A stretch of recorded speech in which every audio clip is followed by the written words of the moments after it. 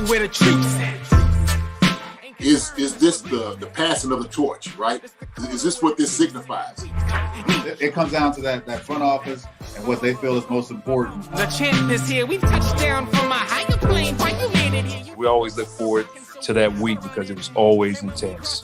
You know that we ain't coming back. We about to. The man, the myth, the legend, Dante Hall. My favorite player growing up was Dante Hall. I love you guys in the show, but Dante was my guy. Get to dashing because you done on the warfare.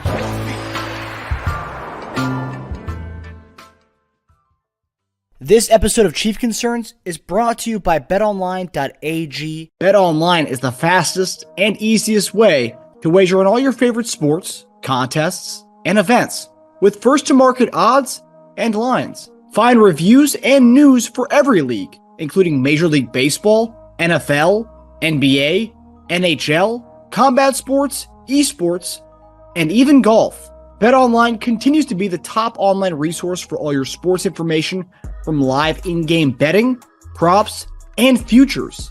Head to BetOnline today or use your mobile device to join today and make your first sports bet. Use our promo code BELIEVE50, that's BLEAV50, to receive your 50% welcome bonus on your first deposit. BetOnline, where the game starts. Hey everyone, welcome back to another episode of Postgame episode of Chief Concerns. I'm Marcus Dash, here with our guy Lance from the Spoken Podcast, and our guy Jason Dunn, former Chiefs tight end, will be coming on shortly to join us. I think we all have a lot of questions after that one. But hey, you know, one of the silver linings is at least it wasn't a blowout like when we played them last year in the regular season on Sunday night. That was kind of a blowout, and that was just like deflating as a whole. But yeah, a lot of questions nonetheless. But I hope we can all, like the Colts game when we had our first post-game reaction show, we got to air out all our grievances like Festivus. We got to, everyone gets to air out all their grievances and, just come together and we can talk through this whole thing. So, Lance, what were your initial takeaways, my man? The initial takeaways was it felt like a very it felt like there was a lot left on the bone with this one again with the Chiefs. I feel like whenever they lose games, it's always because of what they didn't do. And I hate to say that because it always sounds like I'm not giving enough credit to the opposition. I want to give all the credit in the world to the Bills for what they did today because I thought Josh Allen was insanely good for the majority of this game. I felt like he was hitting the open receivers. I felt like he was executing plays in a timely fashion. And we're starting to see some growth in him because what he's been known for is in situational games, close, tight, tense games, he tends to choke or he tends to fall short, or the Bills as a whole tend to fall short. And they didn't do that today. That final drive was all nails. And I got to give Josh Allen, I got to give the Bills a ton of respect for that. Having said that, man, this game I really do believe was more lost by the Chiefs than won by the Bills because of the fact that you saw in that first drive, the Chiefs were moving the ball with simplicity. They were getting down the field with simplicity. And then Patrick Mahomes, for whatever reason, I like him giving opportunities to those guys, those little 50-50 balls. But it felt like a very unnecessary play in that moment. I felt like it was too early in the game to really be that overly aggressive. I don't try to downplay Patrick Mahomes' aggressiveness or his greatness because that is what makes him great, is his aggressiveness. And we saw him do that against the Bucs with that little dink pass over to Clyde Edwards-Helaire. So I don't want to over criticize him, but that was just an unnecessary turnover in my opinion, and it cost the Chiefs 7 points right then and there. And the biggest takeaway for me is that the run game, two biggest things on the defensive side, although I think the defense overall played well today. They didn't let the Bills just score it well. Like you said, it wasn't a blowout by any means. But two things that are really worrying me, man, is the fact that the run defense, which we just a couple weeks ago were convinced was a top 10 run defense in this league statistically, is now getting gashed with precision. If I'm not mistaken, Singletary, I think, had about 8 yards per rush for the majority of this game. I think his average per game this season was like 34 yards, and I think he had 66 at half. This run defense is getting absolutely bullied by offenses who don't even run the ball well, like the Bills. That's very frustrating to see, and it's quite frankly unacceptable. And the biggest part of all this, and I'm sure we'll talk about it a lot tonight, and I'm definitely going to be talking about it all week on Twitter, social media, and then on my show next Saturday, is the fact that Steve Spagnuolo still can just not get out of his way. He gets these blitz-happy mentalities and mindsets, and he can't get out of his own way, man. I mean, I would understand if this team had Jalen Ramsey and Sauce Gardner at each corner of this defense. He doesn't have anything close to that, and that's no knock on Jalen Watson. That's no knock on Joshua Williams. These are two inexperienced rookie guys that were late round picks. These guys have no business guarding one-on-one with Stephon Diggs and Gabe Davis, who are two magnificent receivers, not to mention with Josh Allen throwing the football. It is moronic. It is moronic for Steve Spagnuolo to do that, to set his guys up for failure for the second consecutive week. You cannot send the dogs like that on plays you know Josh Allen is going to try to take the big shot on, because you know Gabe Davis and Stephon Diggs is going to burn these young dudes. And that is exactly what happened. So although the game ended the way that it did, I think the reason the game ended with the score being what it was because of the fact that Steve Spagnuolo could not get out of his way in that first half. So those are my biggest takeaways. I know that was earlier in the game, but we see this time and time again throughout the NFL season that plays early in games can be the dictator of what happens at the end of games. And I truly believe the Chiefs whiffed it big time. I know they're not healthy. Willie Gay, McDuffie, other key figures are not in the rotation right now. So there is a legitimate reason and excuse for why the Chiefs didn't have the best performance possible. But with that, the Chiefs still had multiple opportunities to wrap this one up and win this game and go to San Francisco 5-1. And they absolutely dropped the ball, man. Yeah, I mean, I agree. I mean, obviously, I think everyone who watched the game tonight, had a lot to say. Specifically, if I'm going to point to one drive that really, blew my mind, blew a lot of people's minds, was the drive before halftime with 3rd and 12 on their own 1 yard line, and they, were playing 1-on-1, and they took that matchup all the way. And a lot of people were upset with the timeout called from Andy Reid. I mean, I'm not upset with that, because call a timeout, we stop them, we get the ball, good field position. So I wasn't that upset by that. I was more upset by the defensive alignment that we had on that situation there. But in regards to the defense, I thought the defense, the run game was awful. And I even said it on Twitter today. I said we made Josh Jacobs last week. And that's the thing. The Raiders kind of pulled that blueprint out for teams to use against us. We made Josh Jacobs look like Walter Payton last week. And then today we made Devin Singletary look like Barry Sanders. I mean, and like you said, Devin Singletary has not been good by any stretch of imagination so far in his young career. But yeah, I think the run D needs a lot of work. And we talked about it on the show. We had Sue, and somebody's already commented saying, Mark Twain already commented saying we need to bring in Ndamukong Suh. Yeah, the run D needs work. And we're gonna get our resident tight end Jason Dunn coming in right now. JD, how you doing, brother? What's up, man? How's it going? How y'all doing? Hey. What's up, Lance? Hi, JD. Good to see you, man. You too, brother. We're all airing out our grievances about the loss tonight. So we start off just kind of the overall thought process on the game. But the big thing that I've seen on Twitter and we're seeing in the chat right here is our defense. Just what did you think of the defense as a whole today? Did you think Spags' blitz packages were kind of good or not good? I mean, what did you think about his play calls today? I thought the defense played phenomenal. I thought all the calls were good. It's just, it's man on man, you got to stop him. Williams got to put his hands on the guys, open his hips, and run with the receiver. It's 2 plays. That was it. Other than that, man, it was a great game by the defense. I didn't see anything wrong. I thought the play package and everything was great. It just came down to the man, really. And you see, it was just kind of a lack of, like I said, technique-wise. Open his hips, putting his hands on the receiver, and running with him. The one that Davis got on him, he kind of turned his head when he should have just kept his hands on him to feel him where he was at and just run with him, just use his instincts. And I don't think he trusted it. And so the same thing with Diggs, he just got over top of it. But other than that, man, I had no problem as far as with the calls. See, because the thing is, when you're doing pressure, these are some of the things, the risks that you take. But they were hitting home. They were doing a good job, man, stopping Josh. And look, if you look at it, they held these guys 24 points. Okay, let's be honest. And so everybody was talking about how deadly this Bills offense really was. And shoot, Spags and those guys up front, man, they was putting it on Josh Allen, and he had a hard time. It was hard for him to go. And so I thought the game plan, the scheme, and everything like that, I thought it was pretty solid. Like I said, I felt like what they were trying to do early on in some of the games would get those young guys ready. Problem was Williams was one of the guys that wasn't actually necessarily getting a lot of the reps, to go one-on-one. And so he was kind of the guy that I could see maybe confidence-wise after he got hit with the first one. The second one, Diggs knew because they called it out and seen it. He's going right back up top again. So I didn't have that big of an issue. Like I said, I understand this is the course of a football game. You know, those are the things you got to be able to give up. You're like, okay, now you got to make a play. That's why we got a guy in here for you to make a play. It's man on man. That's how it works.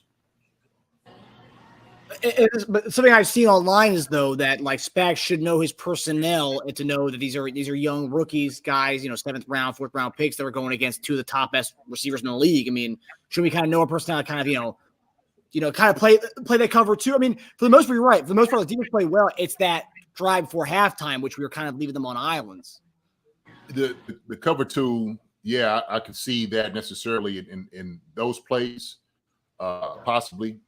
And the thing is, I think we ran cover two that one time, and McKenzie dropped one. It was just wide. He dropped one wide open. He helped us out. And so that's the thing about it. You give up the middle cover two. That's how it works. And so there's always holes and windows in everything that you play. It doesn't matter. The thing is, like I said before, it's all about getting to Josh Allen. It's disrupting his play. That's what you have to do. That's where you have to be effective. And so if you're not slowing that down, you're letting a guy like that just sit back and pick your part. Like we start going in cover two, you start throwing underneath, right? Because that's what's open. Cover two. When you start looking at the seam routes and things like that, getting the ball out early. So I think maybe you should have called over the top on that one for sure.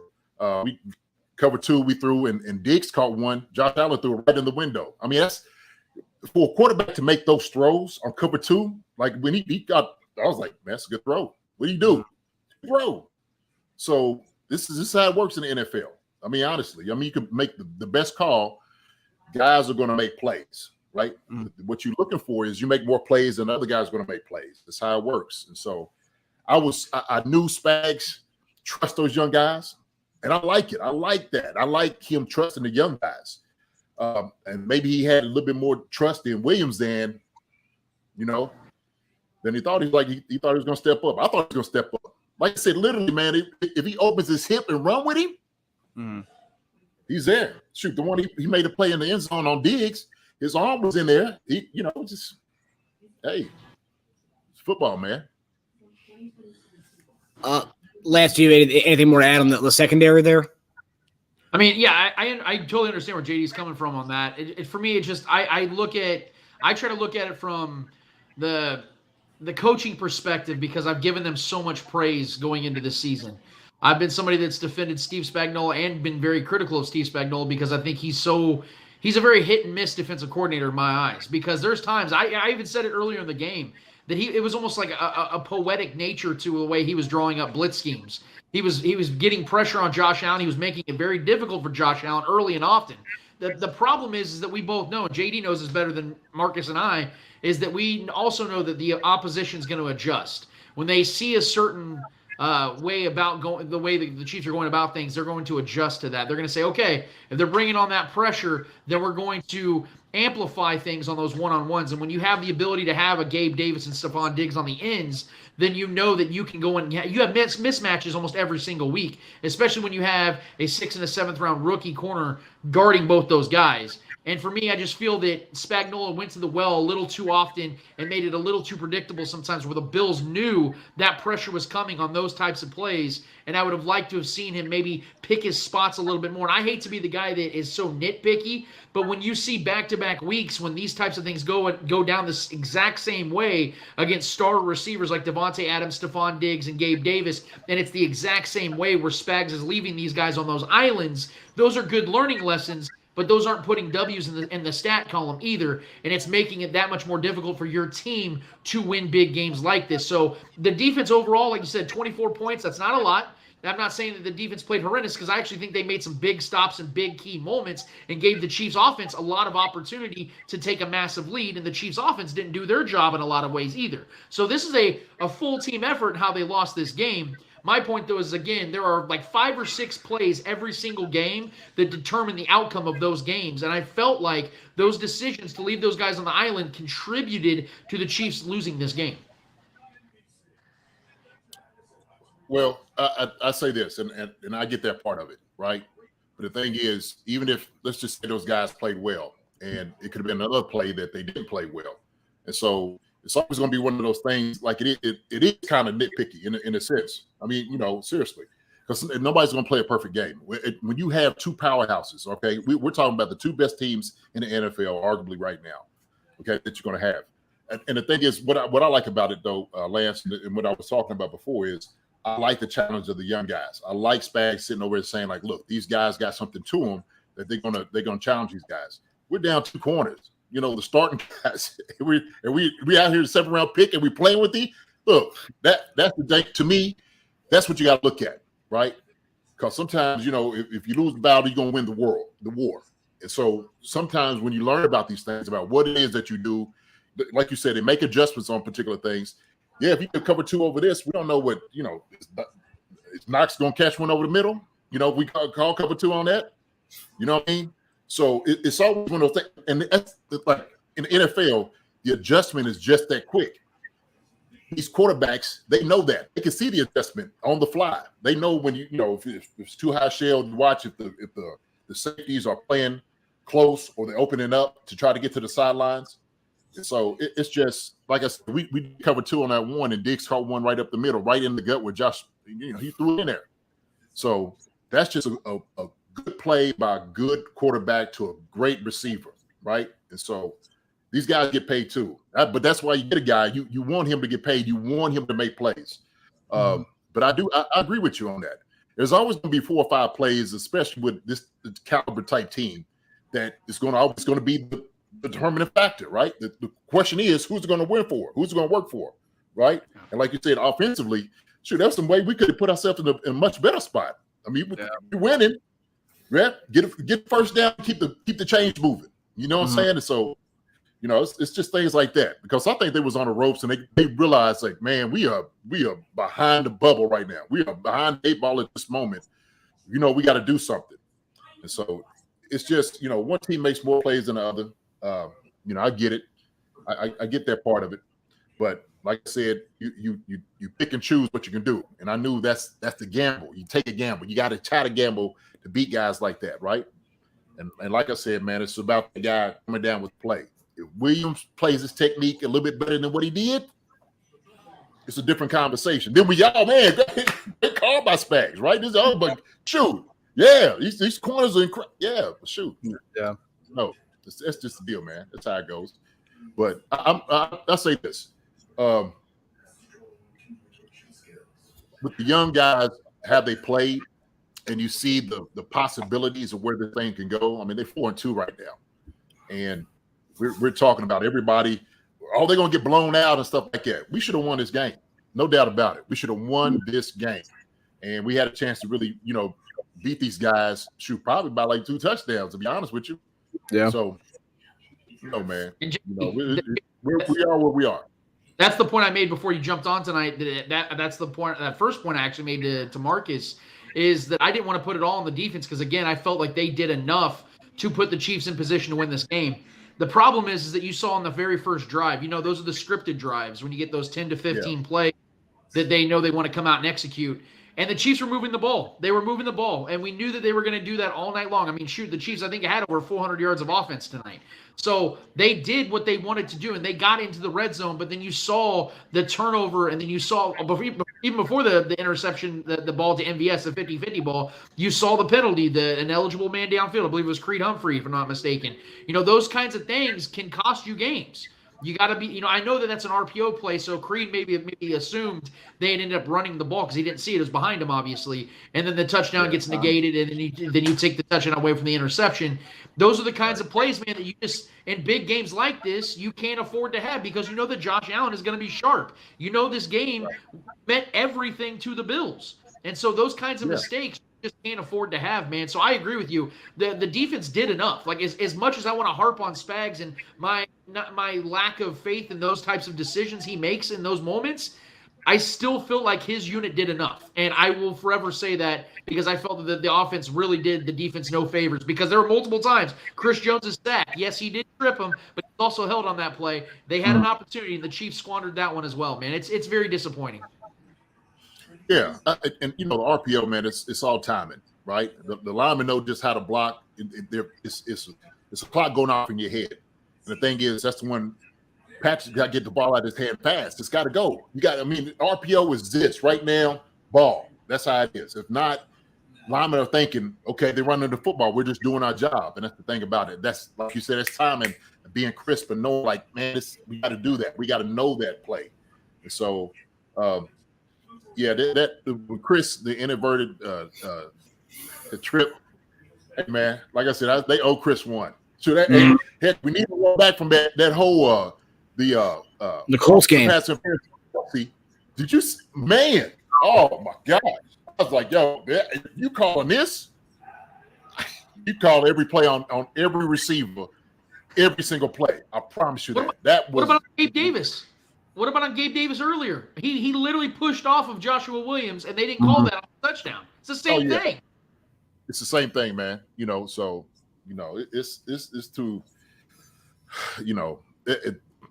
it's those calls like that in itself. But we look like operation of how guys should be making plays. I say there's I'll call things maybe different. Maybe on one of the calls, I'm like, man, get it to where it's like 3rd and short, as opposed to making a throw on this one. So we're going to second guess all these different things, man. It's 2 elite teams going at it. 2 elite teams. So before we kind of delve into the offense, because I think there's many more questions on the offensive end based on the play calling and stuff today, and also special teams, something we've talked about before, JD, but I think it needs to be mentioned again, special teams wise. But defensively, how are we going from being one of the best run defenses in the league to back-to-back weeks and making Josh Jacobs look like Walter Payton, and then making Devin Singletary look like Gale Sayers, as I said on Twitter. I mean, because this is one of Devin Singletary's probably best games in the NFL. I mean, we average about 5.5 yards a carry today. What's going on with our defensive line that we're kind of allowing the holes based on what we saw Monday night, and now we're seeing tonight against the Bills? I mean, we're in the pass defense, so you pick your poison, right? Yeah, you don't want Diggs and those guys to beat you, so that's what you do. You sit back a little bit, and then some of those lanes might be open.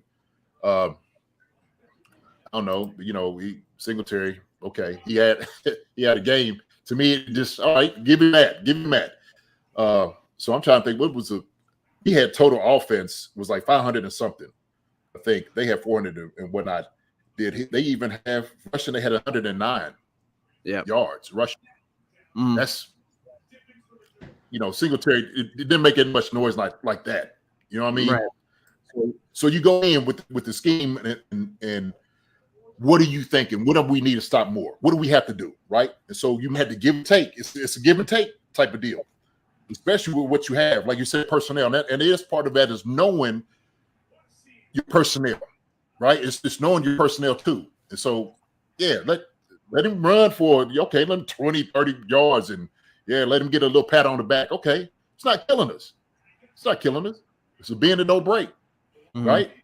We know what they like doing. We know they're going to get the ball in Josh Allen's hands. That's what they want. They want to pass the football. And so if you give up a little bit because you sit in and pass defense, whatever, Yeah, I actually 100% agree with JD on this one. I think that it's a lot to do with pick your poison. I know that Spags, especially in these games against hot offenses that can throw the ball very well. We know that the Raiders have Devontae Adams, and that connection is there. Darren Waller when he's healthy, Hunter Renfrow, and then you have the onslaught of the Bills and the talent they have. We all know the Bills are a pass-heavy offense. I think going into this game, if I'm not mistaken, Josh Allen accounted for 86% of the Bills' offense this year, whether it's him passing the ball or running the ball. And I think he was right behind his running backs in total yards on the ground this season. So it's been the Chiefs looking at this and going, all right, let's make sure if they're going to beat us. They're going to beat us on the ground today. It is frustrating to watch because it feels like death by 1,000 paper cuts, and it's not fun to see your defense get pushed back and back. But we saw, to the Chiefs' defensive credit, when they got in the red zone, they put the pressure on, and they made Josh Allen work, and you saw the inefficiencies for the Bills and how much more difficult it was for the Bills to get in the end zone. Every single point the Bills scored today, it was earned for the most part. I will say that. And the Chiefs' defense did make them work. I do believe the Chiefs' defense, rushing-wise, can get better because I don't think they're playing a great style of defense at the run game, but I will live with the results of the run game beating the Chiefs more than the pass defense beating the Chiefs, because we know what this league is about. And we know that in order for the Chiefs to get back to a Super Bowl, they're going to have to make it hard on quarterbacks, not necessarily on running backs. That's not me justifying it. That's me contextualizing it. That's me explaining why the defense is playing the way they're playing. And as long as the results favor the Chiefs far more than they don't, I'm going to be able to live with this far more than if the Chiefs were giving up 400 yards in the air and 50 yards on the ground. I think the Chiefs have a much better chance of winning games if they're giving up 80 to 120 yards on the ground and giving up 250 yards in the air. I think their chances are much better. Yeah. My fault. I was looking at the playoffs for the stats last. We had 387. They had 443. They had 125 yards rushing. We had 68 on it. So it's still like they went, 125. Like you said, they're a pass happy team, right? So it is that like you said, you make it a decision, picking your poison, like Lance said. I mean, that's the reality of it. So my thing is with these guys, you learn from it.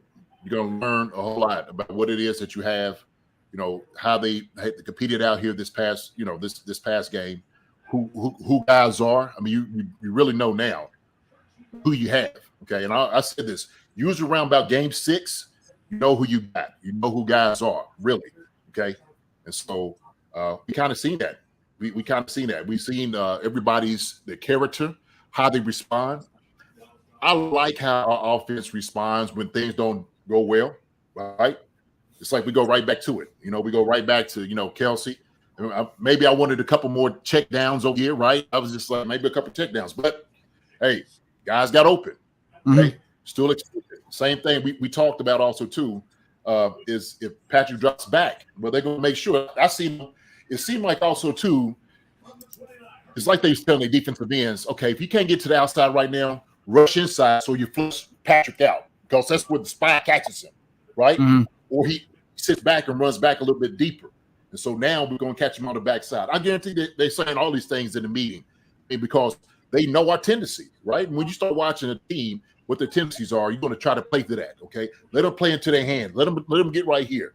So it's always going to be a battle when you talk about that. It's all strategy and tactics. What you want to do, how you want to get guys to respond with in their hands. So that's what it is. It's a big chess match. It is.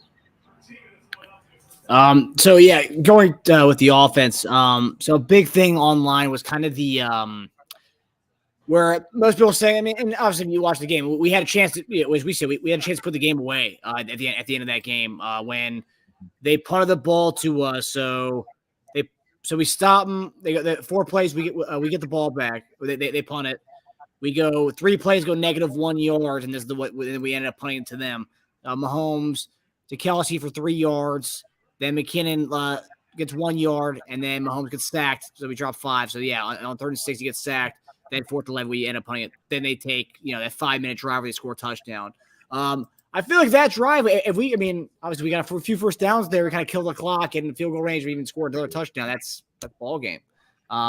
What did you think of the play calling towards the end of that game? Was it just O-line? We were just getting pressure too much. We really couldn't do what we wanted to do. I mean, what do you think happened in that on those last few drives there for us? Well, I'll say this.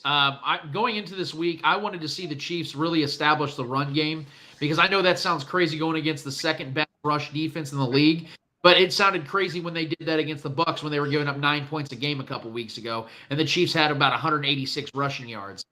They established that, and it made things that much easier for the pass game. It was a much more balanced attack for the Chiefs. In fact, I think it was around 50-50 in that game. Now, we know that's not how it's going to be each and every week, but this is one of those get big games. This is one of those let the offensive line dictate the pace and outcome of this game and make the pass run, the play action, RPOs, and all that stuff that much easier for Patrick. And I think what happened in this game, to some degree, was the Chiefs got a little pass happy. Now, there were avenues, there were lanes. Travis Kelce was open each and every time, but Travis Kelce's open every single play, so that's not really a shock. What I wanted to see was the Chiefs to keep the Bills' defense on their heels, and I didn't think they did that quite enough. I wanted to see that a lot more. You saw that in the second quarter where Clyde was getting those avenues. was getting those 7-8 yard rushes. I love when that happens because that makes it that much easier for the pass game to do what they want to do.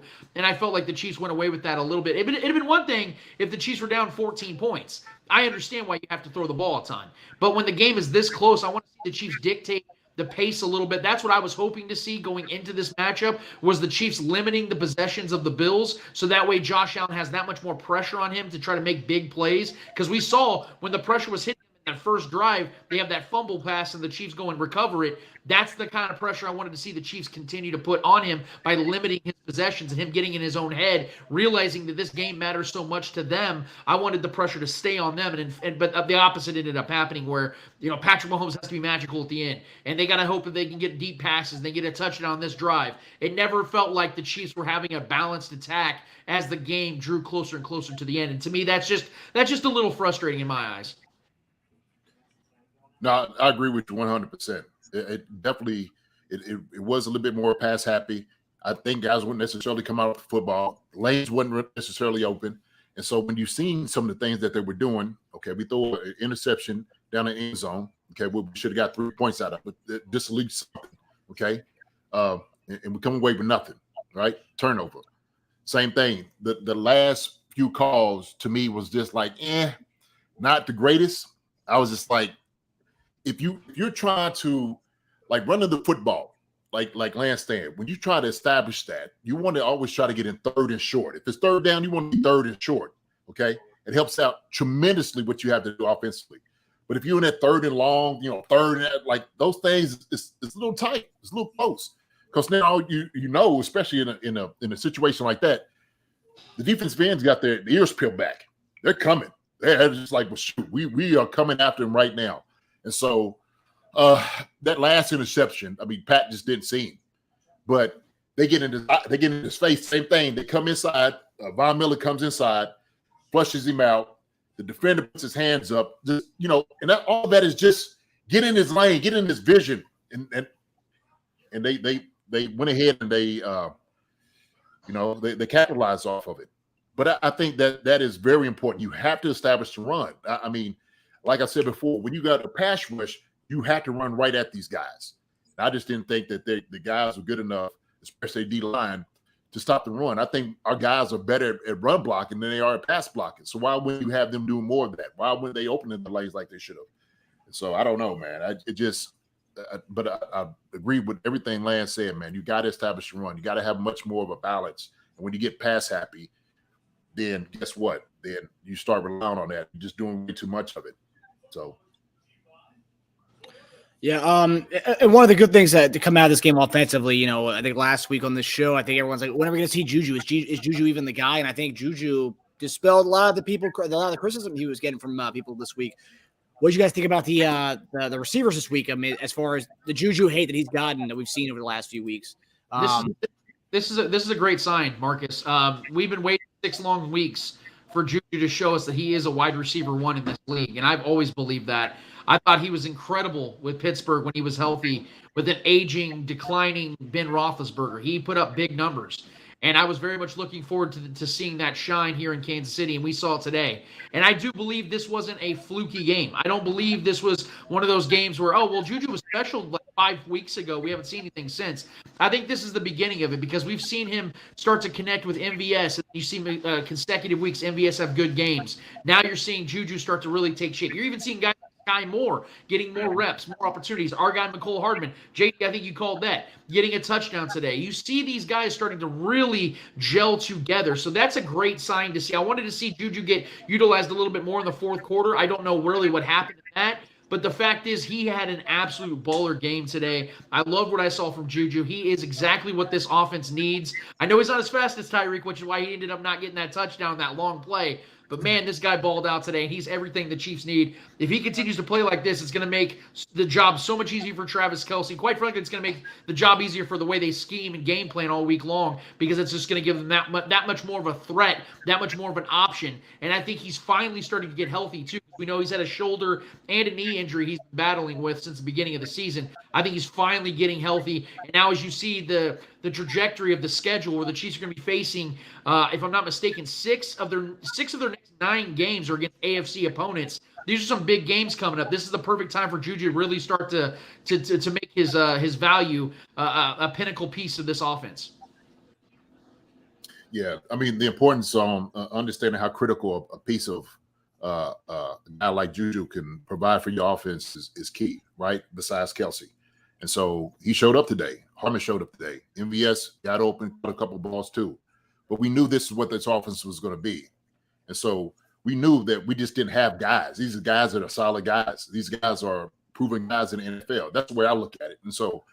You know, when Patrick is throwing the ball around, he's going to get the ball to the guy that's open. And so these guys are very great as far as catching the football. Juju got great hands.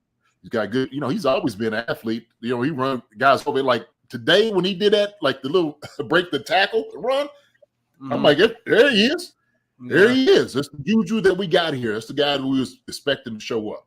And I think we're going to see more of that, obviously, coming in later. But like I said, I don't think because we don't have a true number one. I like all the guys. This is what our offense is. Our offense is like, hey, we're gonna throw the ball who's open. If you get open, if you're available, Patrick sees you, he's gonna get you the football. And so it don't matter who it is. It don't matter if you're the first guy who's supposed to be the number one receiver, or you're the guy that's coming off the bench, Sky Moore or Jody Watson. Doesn't matter. It doesn't matter who it is. All these guys are going to get a chance and opportunity to go out there and make a play. And so that's what I love about our offense is because it don't necessarily have to go through one guy. We know Travis is going to get his. I don't care. I mean, Patrick will look at Travis first because he knows Travis is going to be open. Like you said, he's always open. He's always going to make somebody miss. But the other 4 guys around him, I don't think he's like, should I throw this guy? I don't think he has that problem like he did last year. Last year, he was just like, I don't know if this guy's going to catch it or if this guy's getting open. Yeah. So that's the promising part of it. That's what I like about it.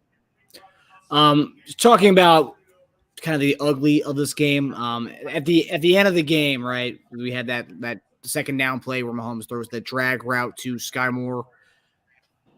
Well, I mean, I've seen a lot of people saying, "Oh, Mahomes is doing too much. Why did Mahomes throw the ball away?" I mean, what was he seeing there, JD? From what you saw, obviously you're not Patrick Mahomes, but what did you see there? I mean. Throw the ball away. I mean, let's live to play another play there, right? Or is it, Look, I know he's trying to make a play, and the clock is going off in your head. He's aware of the time, how much time he has, and doesn't have.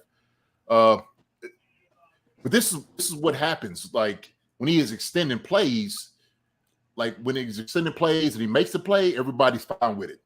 Okay? And then all of a sudden, this guy makes a play because it's like, oh, why are you not? Well, how can you eat it or how can you throw it away? Well, Pat thought he was open, right? I mean, the guy comes in, makes a great play. He comes off.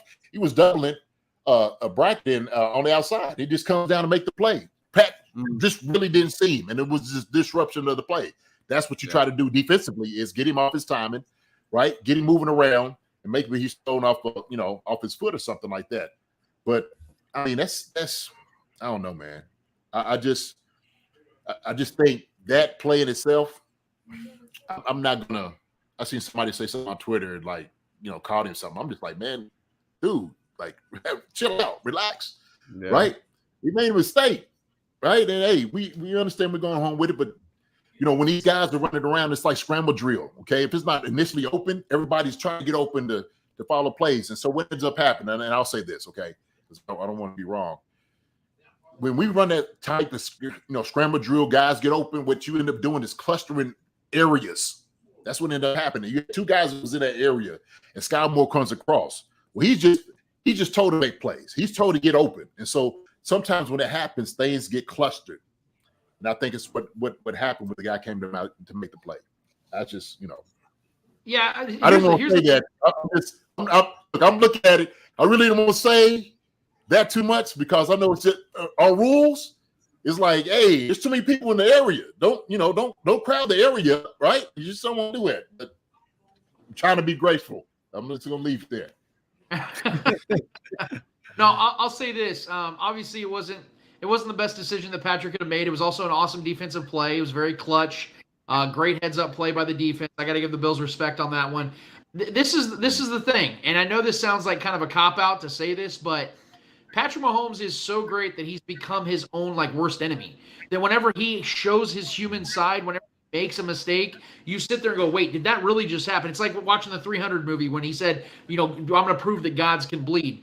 That's kind of where his standard is now, where it's almost unfathomable that he can make a bad decision like that or a bad throw like that in a big moment because we're so used to seeing him come up clutch. As we've seen, down 10-plus points, he has a 53 win percentage. That's historically great. It's by far the best in NFL history by like 20%. So, and I think this was, if I'm not mistaken, playoffs included, this was like Patrick Mahomes' like 76th career start, and I think that was his 47th interception. Like, think about how nuts that is, man. He's had almost 30 games in his career where he didn't throw an interception. Just the look at the averages and how absurd that is. His touchdown to interception ratio is just dumb. So games like this, when he has over 300 passing yards and multiple touchdowns, we're sitting here and we're wondering why he made this decision. And I get it, because if he didn't do that, Chiefs could have very well won this game. But my point is that he is his own worst enemy because he's just that great that we nitpick these types of plays because any other quarterback does it. You're like, I've seen him do that like 5 or 6 times this year. It makes sense. With Patrick Mahomes, you're like, wait, did the TV just glitch? What just happened? Did they have like a remix? Like, what just happened? That doesn't happen. No way that just happened. So that's why we look at it so oddly, because it is so rare for it to happen. Yeah, he's got a different standard than the rest of the league. Well, and the thing is, like SGA was saying, sometimes Mahomes needs to get rid of the ball sooner. Yeah, but who makes those plays? We don't say that. It's like, oh my gosh, spectacular play, right? Because we're expecting him to make a great play. And so we can't have it both ways. I know we want to, right? We want it to be perfect all the time. And sometimes when you do that, then you leave yourself open, susceptible to those things, happening. But like you said, man, it was a great play by Johnson on defense, man. It was a good job. True. He's a good player. So. Another thing that stood out to me was kind of the play from the tackle. I mean, obviously we're playing against Rousseau and Von Miller, two of the best edge rushers in the league. But did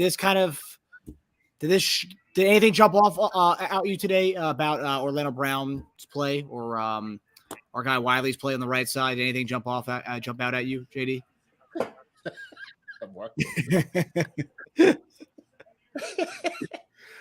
Anything jump off at me. Von Miller's Von Miller. Okay. All right. He's been doing everybody like that this year. So hey man, we knew it was going to be some tough sledding. All right, with Wiley and OBJ. We knew it was going to be tough sledding with those guys. I seen what they were trying to do earlier, right? Try to get some chips and stuff like that on those guys, slow them down. They did a great job, I think, in the pocket. So yeah, man, we just look, like I said, we knew it was going to be, this game was going to be offensively keeping Patrick uprooted, right? And if he's not following, getting pressure, and he got a lot of pressure, he got hit a lot of times. I don't like that. I don't like seeing it. Okay. And you got, how many sacks did they have? 3. Was it 3 or 2? 3. Yeah, 3 sacks. So could do a much better job. Let's just be honest. It could be a much better job up front. Okay. I know those guys know it. So I'll do it like this. I grade them. I'll give them like a C+. How about that? Yeah, considering like, here's the thing. I will say this. The tackles didn't have a good game today. They didn't play well, but here's the one defense I'm going to give these guys is if you look at the first 6 weeks of this schedule, how many awesome front sevens the Chiefs offensive line has had to endure back to back weeks. It's absurd, man. Like, what did we hear before the season started? That, the Chiefs will be lucky to have a 500 record through 5-6 weeks. I mean, look at the gauntlet they're going through. They don't have Tyreek Hill. They don't have this and this and this and this and this. And here the Chiefs were going into this week leading the league in and scoring, and one of the best yards per game offenses in the entire NFL. I think they had the second first down percentage in the entire league. Patrick Mahomes, I think, was tied for 21st in sacks with Mitchell Trubisky. Like, there was a lot good going for the Chiefs despite all these factors at play.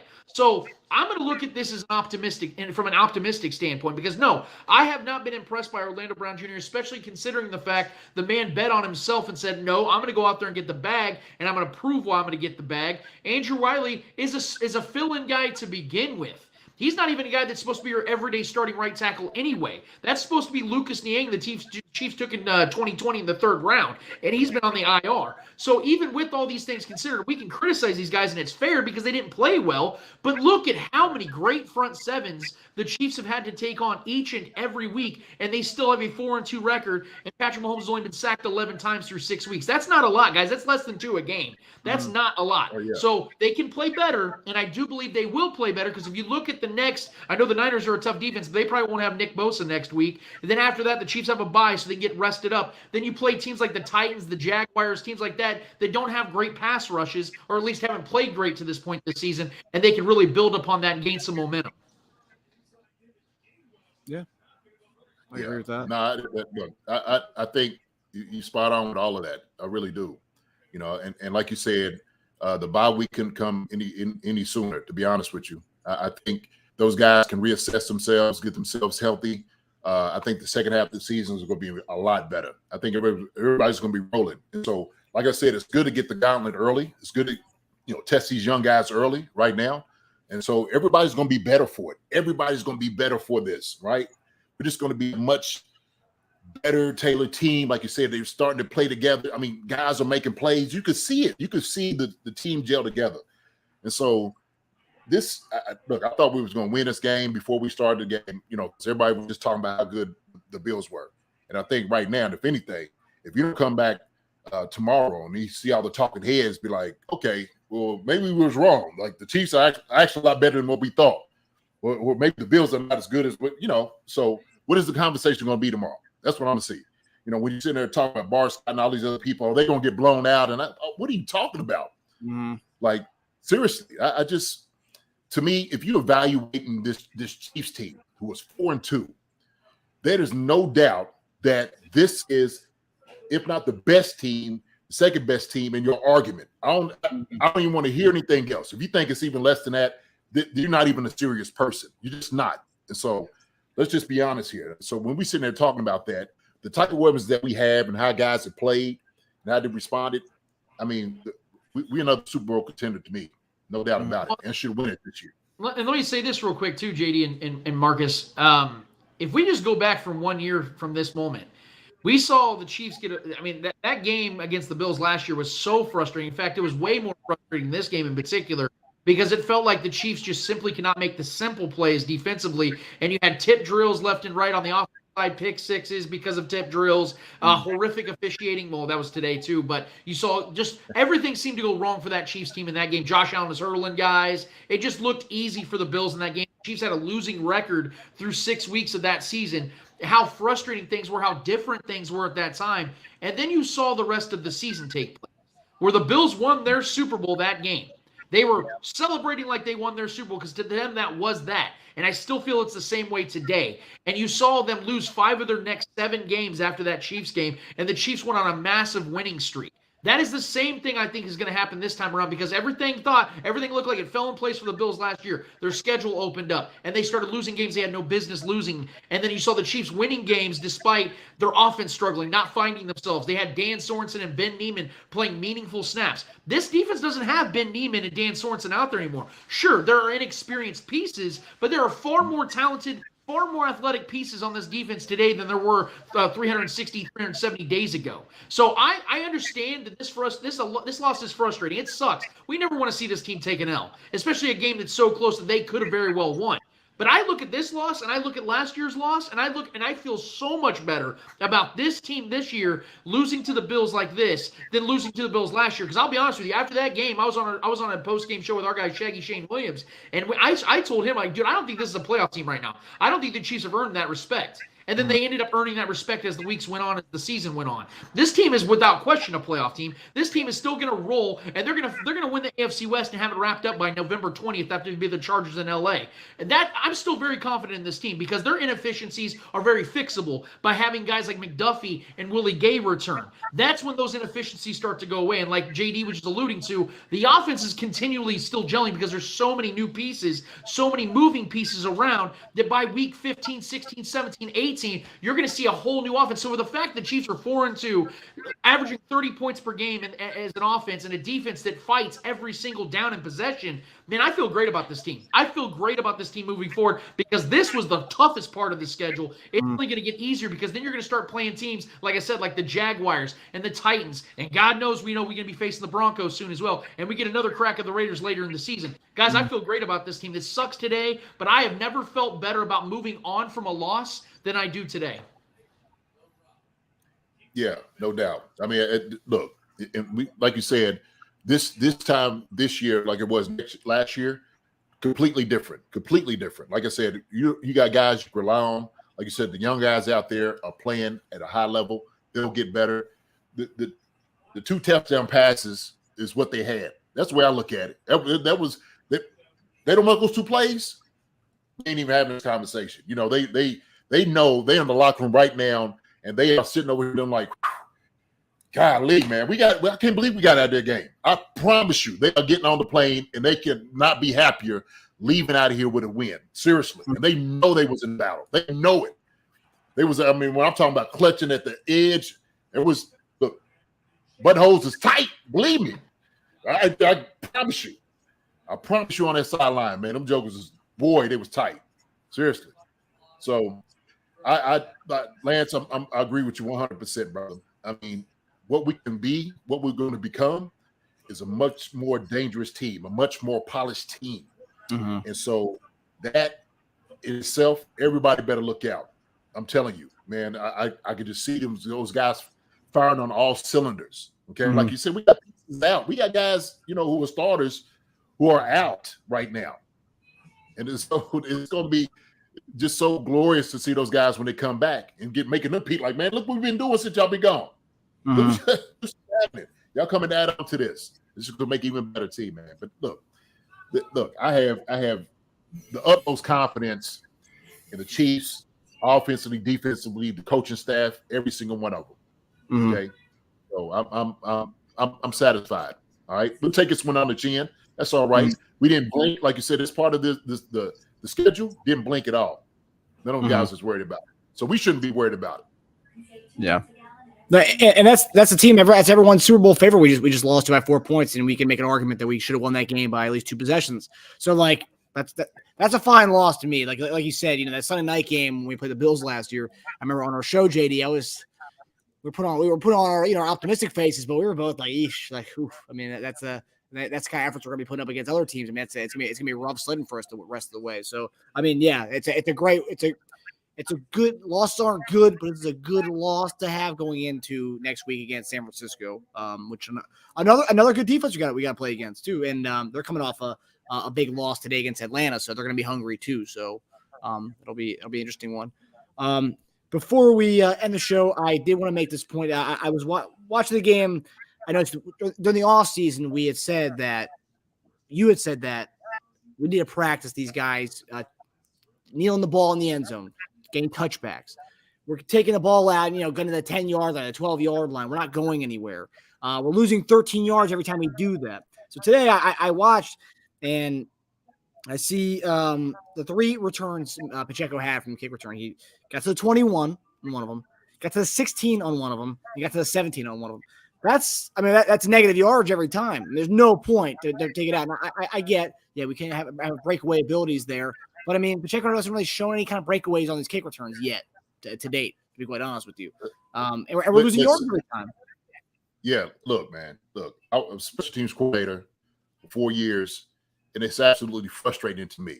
Absolutely frustrating. The thing is, you get to 25 years, just let it go. Seriously. And I think a lot of people don't really look at it like that. But we need somebody back there with some wiggle. I don't see no wiggle. Like, that's a weapon. Part of that is like the return yards to set you up as far as, field position.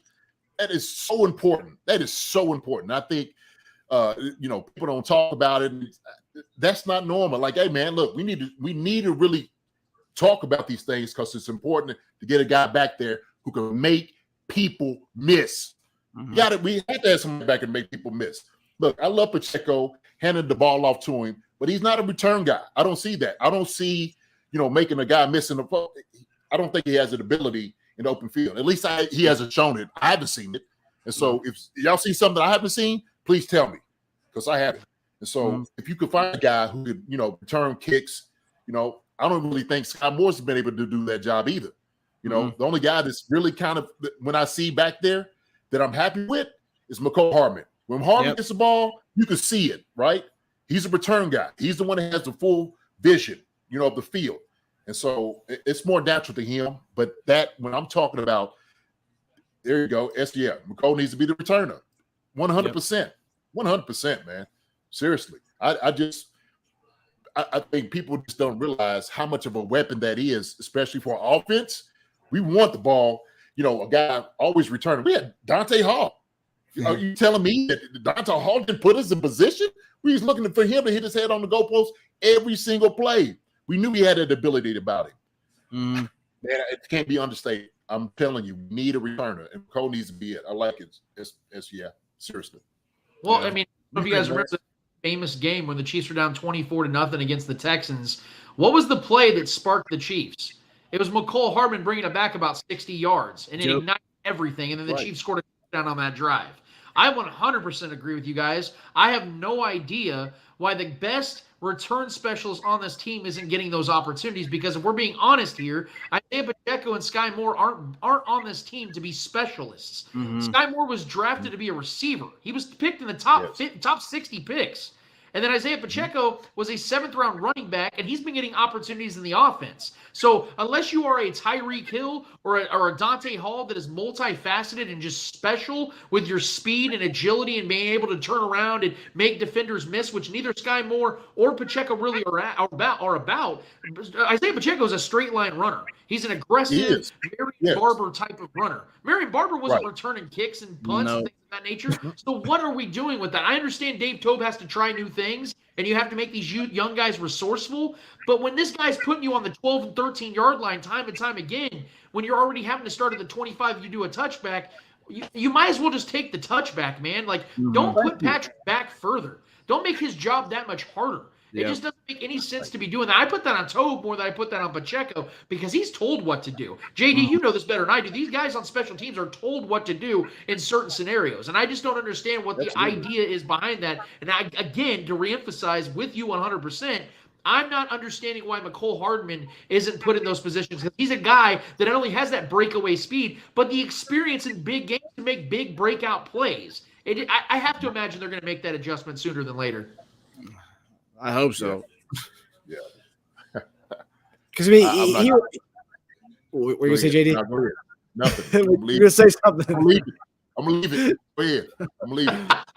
Well, I was going to say, there was one run he had, Pacheco had that one run today, where it's an angry run, and I said, reminded me, I made a few people laugh on Twitter, I said, remind me of a prime Jackie Battle. And then someone was like, yeah, I don't want Jackie Battle returning kicks. I was like, I didn't want Jackie Battle returning quick kicks either, and I don't want Pacheco returning kicks either. But I hope he has a higher ceiling than Jackie Battle did. Jackie Battle was a great short yards back for us, but I hope Pacheco's ceiling is a little bit higher than Jackie Battle's. But yeah, I didn't want Jackie Battle returning kicks, and I don't want, Pacheco returning kicks for us. Shit, Jackie Battle's hoping he has more upside than Jackie Battle. You know what I mean? Yeah. Okay, I'll say this. I think part of it is when a guy feels like he's earned his stripes, that may not be his job anymore. It might be beneath him. Hopefully they're not thinking that. And they're saying, like, okay, well, look, he's going to be the number one receiver, right? He's getting a lot more plays on offense that we don't need him to return the football. I hope that's not the thinking, okay? Because the thinking should be anytime this guy has the ball in his hand, he's a weapon, right? I should be thinking like that. Hey, McCole, you should be wanting to return kicks, right? Because if anything, it helps with your stock. It helps with you, going there, getting more money, being a return guy. And so I think without a doubt, that might be some of the thinking. I don't know. It's like, well, we're going to have these young guys do. Why? For what? If they're not that good doing that, why? No. Put 17 back there, let him return kicks, okay, and and end it there, okay? As much as we get the ball in his hands, that's what we need to do. So I hope it's not it. But I kind of have a feeling that may be something. I don't know. but I don't know. Yeah. I mean, we'll see. This week, San Francisco, I know our shows are going to be this week going to be based on the preview to the game next weekend. What's one thing you want to see improve from this game to next game? Or is it just kind of a wipe the slate with Buffalo? Because Buffalo and San Francisco are two totally different offenses, as you can see with Jimmy G and Josh Allen. There's a big gap there. Yeah. I'll say this. When it comes to this will be the easiest game the Chiefs have against an opposing quarterback, because Jimmy Garoppolo will be the worst quarterback they've faced this season, in my opinion. So what's going to come down to is, we all know that the Shanahans are so good at that run scheme, man, that zone run scheme.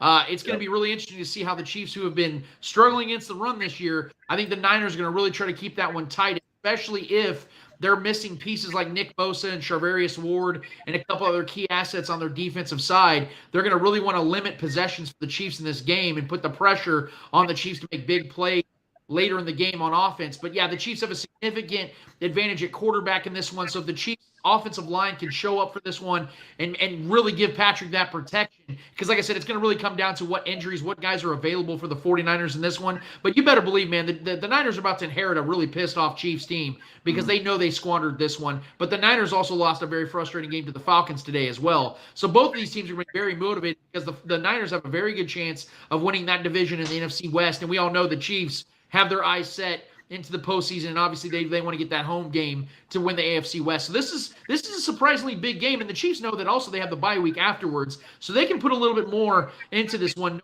They got some extended rest coming their way, much needed extended rest. I'm sure they want to end that going into the bye week 5-2 as opposed to 4-3. Yeah, and I like what you said about that. I think they need to go in pissed off with the rest of the games, the rest of the season. You know, don't look past anybody. I don't care. Hey, Jimmy G still come in and throw some up on you, right? Debo's a problem, and so you got to stop it. It's the same thing, pick your poison. And I think and next week you had to bring that pressure, okay? Create some turnovers, because Jimmy G, he's a little shaky back there. But the thing is, I mean, he's still an NFL quarterback. He still got some things to it. And so I think if you do that, you're going with the attitude like, look, man, you know what? We can't take any game for granted. Not 1 minute, 1 play, 1 quarter, nothing for granted. Like, everybody we need to look at, we need to go ahead and put at least 5 or 6 touchdowns up on them each and every time. And our defense need to think about doing shutouts. Seriously. That's how serious I think right now everything's going to click. And I think these guys are pissed off. Like you said, they let one go today, and I think they're going to be really, really pissed on this, because they know they let one go. So, yeah, I'm looking forward to previewing that this week. Lance, any final words? Anybody, anything the fans need to know about the podcast next Saturday for you guys? Well, first of all, thank you guys for letting me have this platform again tonight. This has been therapy for sure, because it's not fun to sit here in silence sometimes after a loss like that, a frustrating loss. But I'm ready to put this one behind us, and we are going to have a great week. You guys can find me on Twitter at Lance the Spoken. I put my handle down at the bottom each and every time. You can find us on Facebook at The Spoken. We talk all sports all the time. A lot of Chiefs, though, so if you want to get out there, get your venting, because if you don't have a platform like this, you can join us as well, along with Chief Concerns Podcast. But we do a show every Saturday at 11 o'clock a.m. Central Standard Time. We have great guests like Jason Dunn and Marcus Dash that are currently presented right here. And we talk a lot of Chiefs, a lot of football. We talk everything. So if you guys want to just have a good time and just talk sports, we're definitely a show to definitely follow and check out. And we appreciate Chief Concerns for always being such a great support and a brotherhood here, because that's what it's all about. It's community, and we all can eat out here, man. So we join together, and these are my brothers here, and I always appreciate them being a support to me and a support to our show. And we only hope that we can give that back to you guys. So we appreciate all you guys. Of course, absolutely, man. Y'all got some incredible content, man. Love what you do, Lance, man. Love you, my brother. All right, I love so heartily. So. Y'all keep striving. Man, I love the show. I'm coming on there and talking my business too, So I love the conversation back and forth, having it just that type of environment where you could just come out there and just be yourself and let some things go. I love it. I love it so much, man. And I appreciate you so much for coming on. Seriously. You had an element to us, man. I'm always here. Yeah. We love having the post game podcast with you, and we collabed on that idea a couple of weeks ago right before the Colts game. It was like, this is an amazing idea. Let's do it. Let's rock with Lance. The Spoken and Chief Concerns collaboration. It's been great. And it's also been therapy for the 2 losses that we've had. It's been therapy to kind of air out our grievances and just know that we're not alone, and you don't have to be sitting in silence or sitting at home alone and just stew over the game. So that's always been good too. But that does it for us. I hope everyone has a good rest of their Sunday. You can watch the Eagles and Cowboys game that's going on right now. And thanks for tuning in to Chief Concerns presented by Bet Online. We'll see you guys Thursday for Chief Concerns, and then Saturday morning get a little bit of the Spoken podcast with Lance. So we'll see you guys on when our shows happen. See you guys. Hi, everybody. Thanks for watching. Subscribe here to get the latest from the show. Also, be sure to check out the best clips from Chief Concerns. And if you prefer to listen to the show, subscribe and follow us on Apple Podcasts, Spotify, and anywhere else you get podcasts.